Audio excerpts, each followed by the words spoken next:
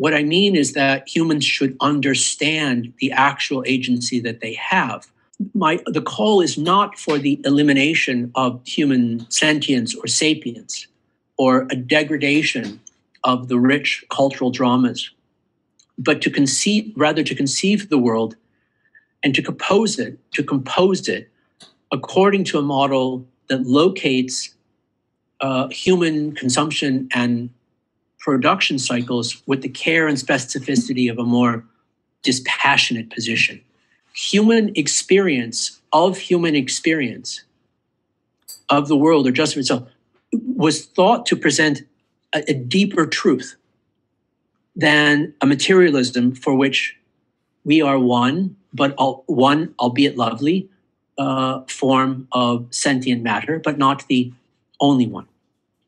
So the need to remake the model of the human, the idea of the human, that normative form, is in this sense a kind of ethical call, but it's one that is not against the revelations of technology. Its real target is humanism.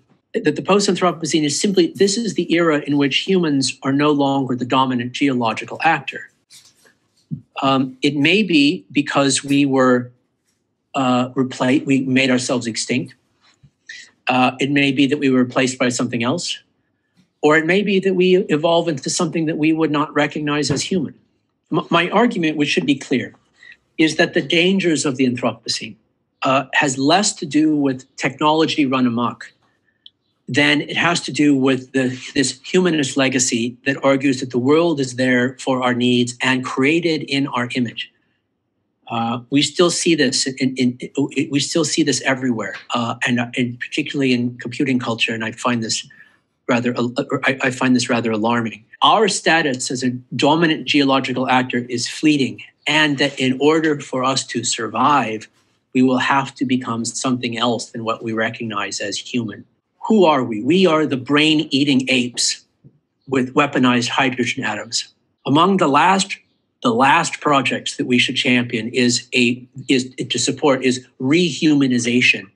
The design that we need may provide for some uncannily practical paths out of the Anthropocene, but it is absolutely not one in which the vast and impersonal and temporal and spatial scales of global systems are brought to heel, are drawn down into our intuitive, neurological, and emotional comfort zones.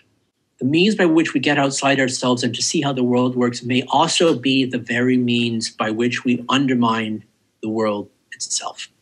The reason we know climate change is happening at the nuanced degree that we do know it's happening is because of the measurement capacities of the terrestrial and oceanic and atmospheric sensing meta apparatuses that are at least representative of an industrial technological system whose appetite is responsible for the changes that it is in fact measuring in the first place. We know it's happening because the machine tells us so.